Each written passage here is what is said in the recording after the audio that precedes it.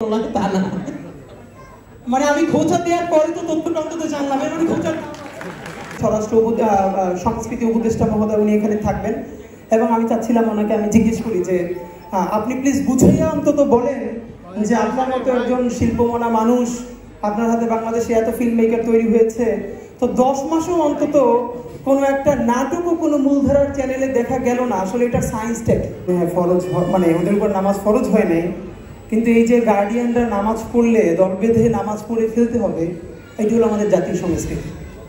আর এই সংস্কৃতি মানে এই সাংস্কৃতিক বিজয় ছাড়া আসলে কোনো জাতির কোনো সংগ্রাম টিকে থাকে না।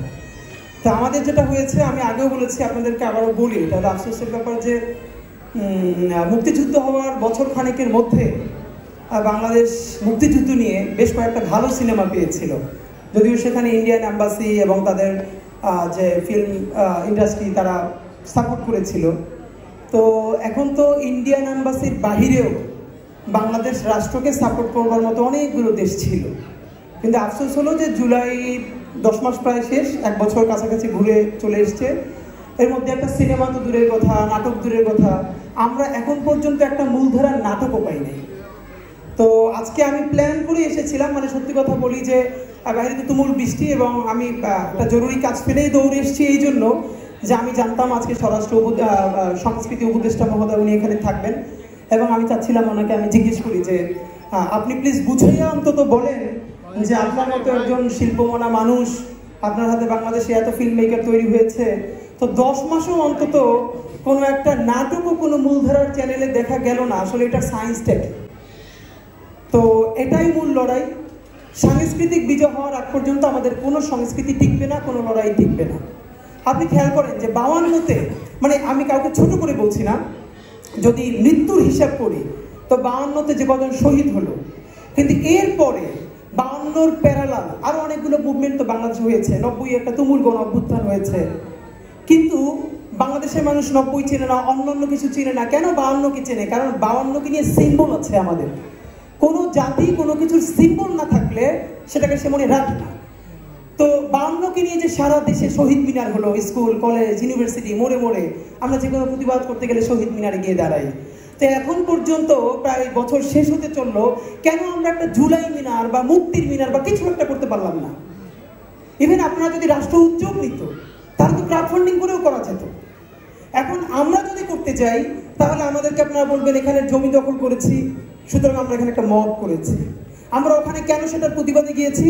আমরা হলাম প্রচুর মব করি, আর আপনারা যেটা করেন মানে কি করেন আসলে আলটিমেটলি। তো আমার ইচ্ছা ছিল মাননীয় আমাদের সংস্কৃতি উপদেষ্টা, মানে আমি সবার শত্রু হয়েও জুলাই যদি বেঁচে যায় ওটাই আনন্দ।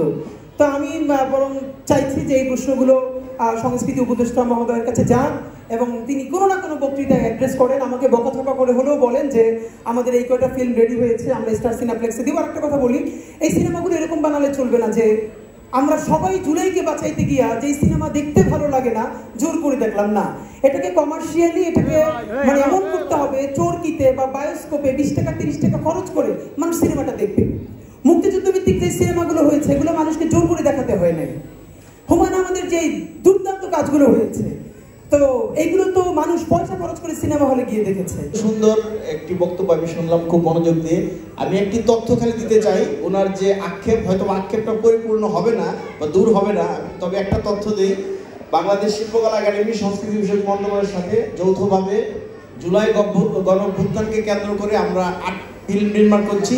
যে 8টি ফিল্ম নির্মাণ শেষ পর্যায়ে, আমরা সম্ভবত জুলাই মাসে স্ক্রিনিংয়ে যাব এবং আগস্টের 5 তারিখের আগে আমরা স্ক্রিনিং করবো 8টি ফিল্ম। শুধু ফিল্ম না, আমরা 9টি নাটক মঞ্চায়ন করব। একটি নাটকও প্রযোজনার কাজ শেষ পর্যায়ে, বাংলাদেশের স্বনামধন্য 9 জন নাট্যকার, তারা মঞ্চ নাটক প্রযোজনার শেষ পর্যায়ে, এবং সেগুলো আমরা জুলাইকে কেন্দ্র করে আমরা মঞ্চায়ন করব।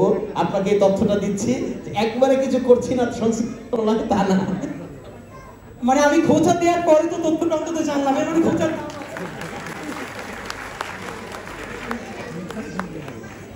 জি, ধন্যবাদ জানাচ্ছি শরীফ ওসমান হাদি ভাইকে।